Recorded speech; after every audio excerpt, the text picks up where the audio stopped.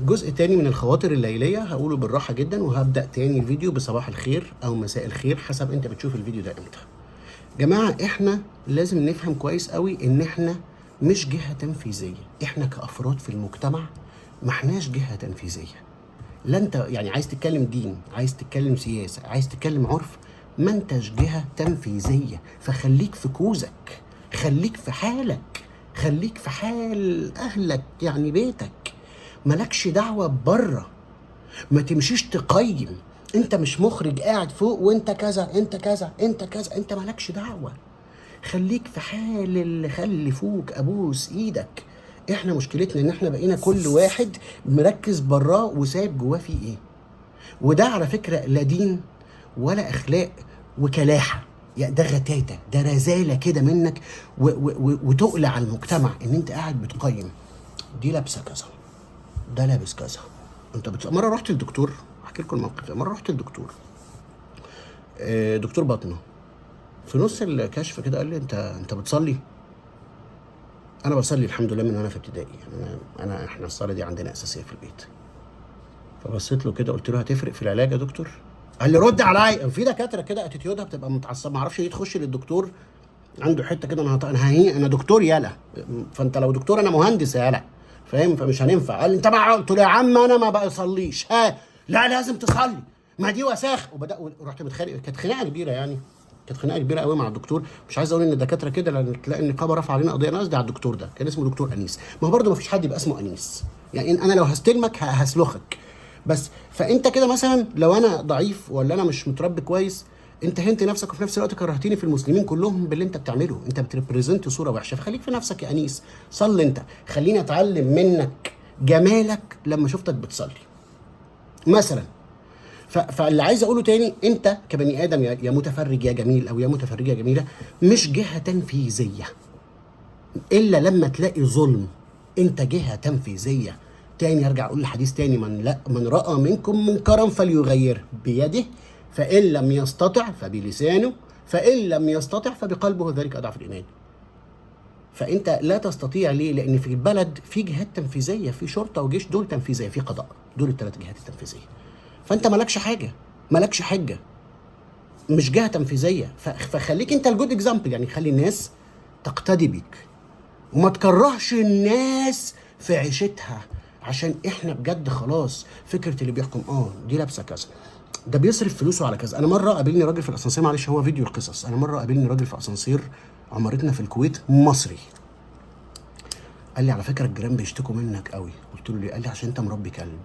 قلت له هو بيهوهو بيعمل حاجه؟ قال لي لا، هم بس بيقولوا يعني انت قادر تصرف، يعني احنا هنا في الكويت يعني قادرين نصرف على نفسنا عشان كمان نصرف على كلب. قلت له انت مال امك، انت مال امك، انا هجيب الفلوس ارميها من الشباك. يا كلح يا ساتر. كل ما افتكره كان راجل اقرع كده، مش بتنمر على القرع والله، ما انا هصلع بس. يا ساتر يا رب. معلش هو فيديو تفكرات ليليه ولمبه ضاربه في وشي وخرق ايديا، معلش.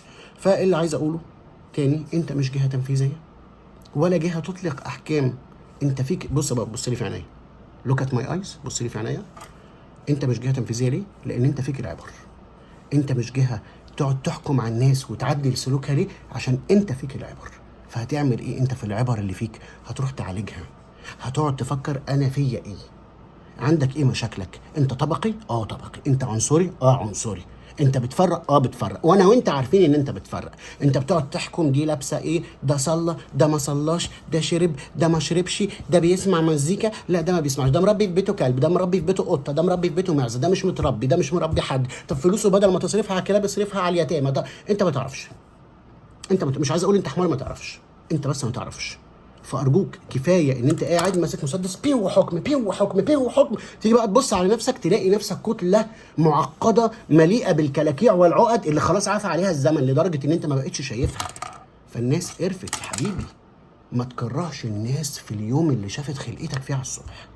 خليك لطيف، تتسم باللطف، الناس هتحبك. يعني قد تكون بتشوفني في الفيديو ده شويه اجريسيف او عنيف او كده، بس والله قابلني في الشارع هتلاقيني لطيف والله، او بحاول ابقى لطيف. وعايز اقول حاجه تانية هعمل عليها فيديو تاني، في حاجه اسمها الريست فيس، يعني وشك وانت مرتاح. وشك وانت عضلاته هاديه.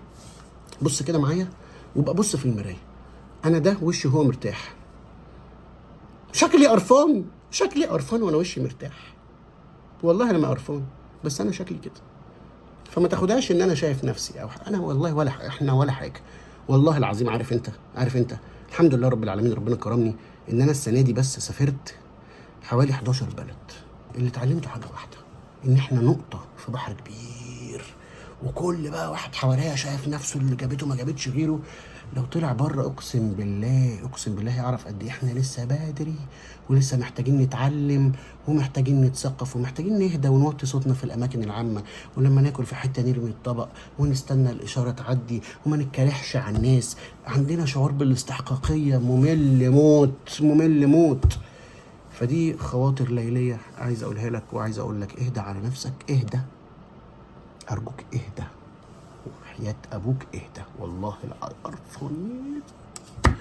يلا سلام عليكم.